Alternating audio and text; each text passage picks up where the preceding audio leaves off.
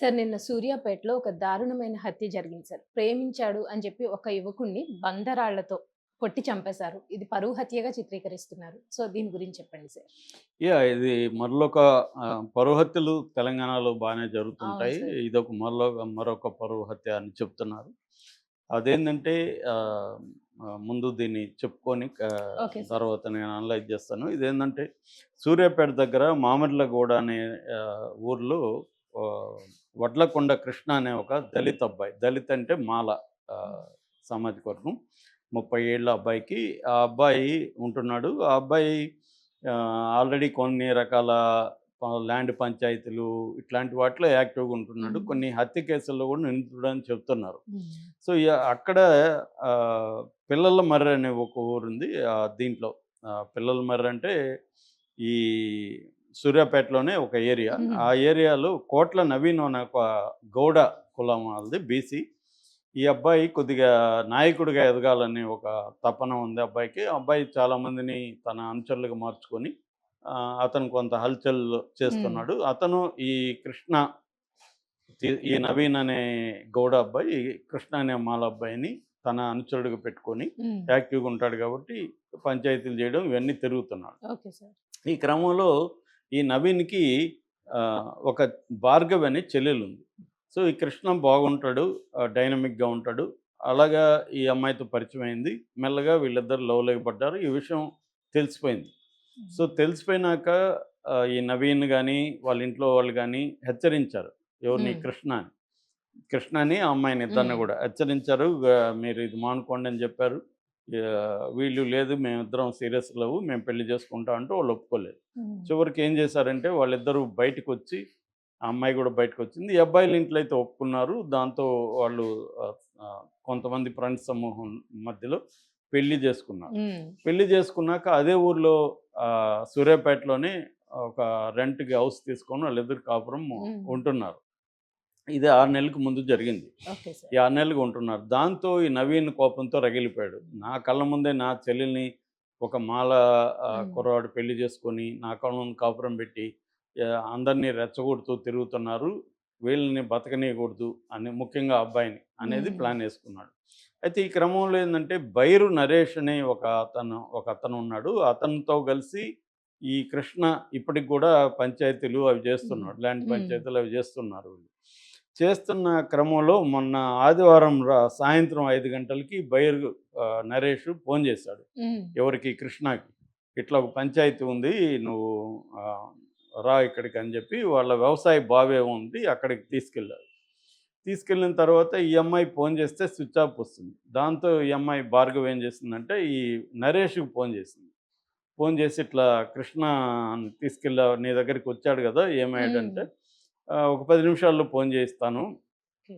అని చెప్పాడు. హ్మ్. సరే అనుకున్నది. ఆ తర్వాత ఒక 10 నిమిషాల్లో అదే ఫోన్‌లో నుంచి తన ఫోన్ గాకుండా కృష్ణ ఈ నరేష్ ఫోన్‌లో నరేష్. నుంచి హ్మ్. భార్యతో మాట్లాడాడు. నేను ఒక 10 నిమిషాల్లో వస్తున్నాను. ఓకే. టెన్షన్ పడకని ఫోన్ హ్మ్. చేసి. హ్మ్.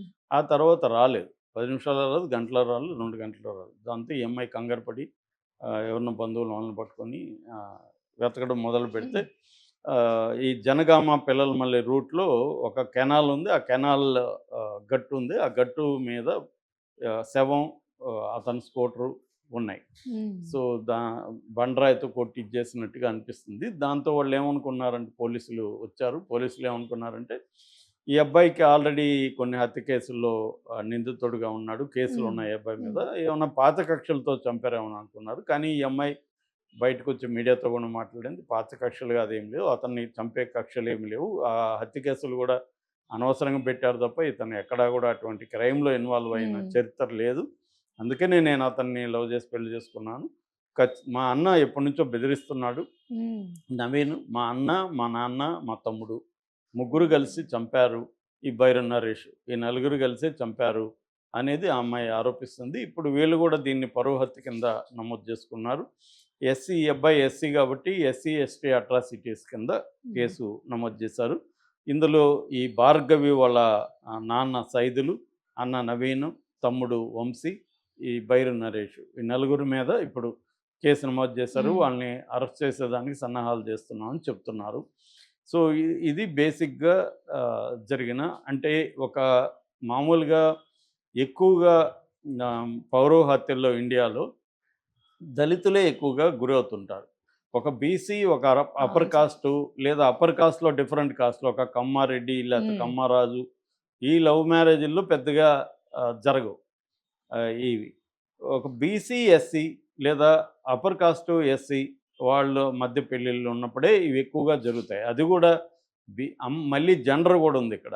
అమ్మాయి అంటే పరువు అనేది ఉమ్, అమ్మాయిలో ఉంటుందనేది ఇప్పటికి మన సమాజం నమ్ముతుంది అవును సార్. కాబట్టి అప్పర్ కాస్ట్ అమ్మాయిని ఉమ్, సో కాల్డ్ లోవర్ కాస్ట్ అబ్బాయి గాని పెళ్లి ఉమ్, చేసుకుంటే అది ఇంకా ఎక్కువగా ఫీల్ అవుతారు. ఇదే ఈ నవీన్ వాళ్ళ తమ్ముడు వంశీ గాని ఒక దళిత అమ్మాయిని చేసుకుంటే దళిత అమ్మాయిని పోయి చంపుంటారా అంటే డౌటే.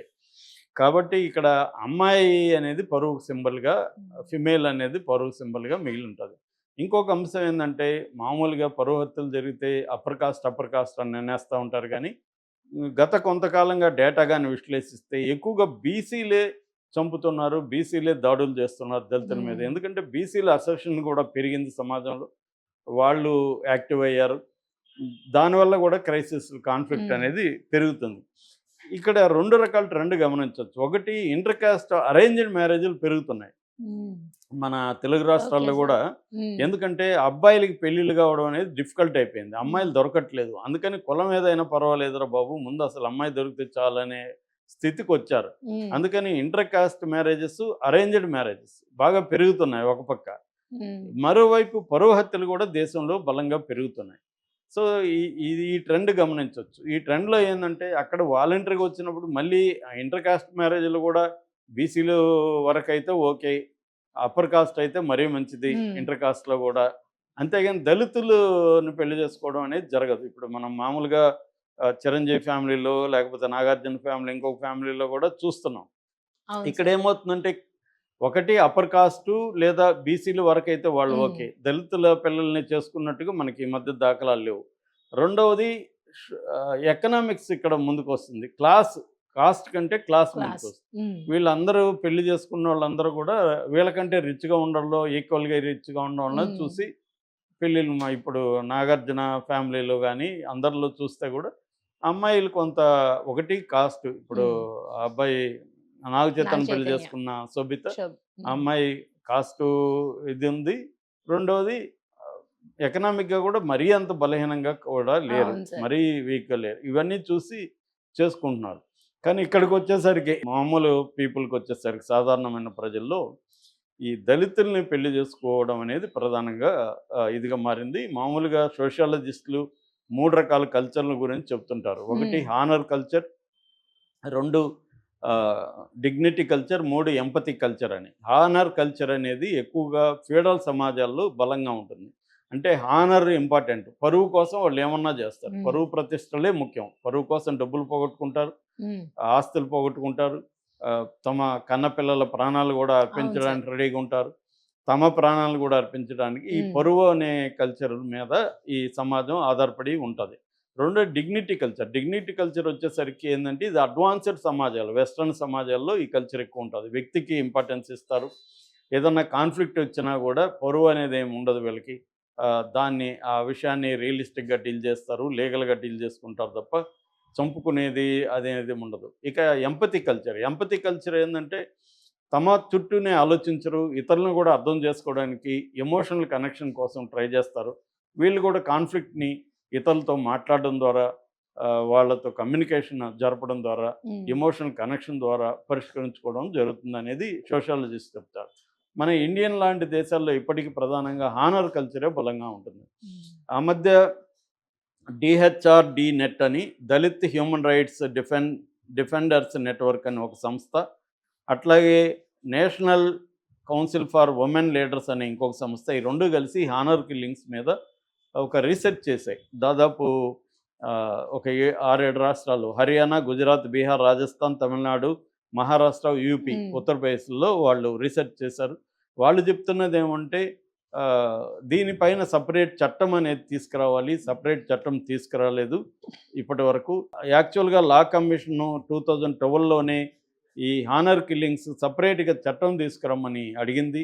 సుప్రీంకోర్టు కూడా 2018లో Shaktivahini versus union of India కేసులో దీని మీద ప్రత్యేకమైన దృష్టి పెట్టమని చెప్పింది, కానీ ఇప్పటి వరకు ప్రత్యేక చట్టం అనేది లేదు.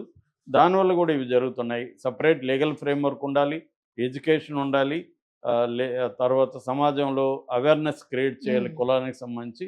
ఇవన్నీ ఈ 2 సంస్థలు చెప్తున్నాయి. అట్లాగే మనకి మొత్తం క్రైమ్ డేటాని కలెక్ట్ చేసే NCRB, national crime records bureau అంటారు. అది కూడా ప్రత్యేక హానర్ కిల్లింగ్స్ మీద 2014 వరకు క్రైమ్ సపరేట్గా అది కలెక్ట్ చేయలేదు, హత్యల కిందనే వేసేసింది.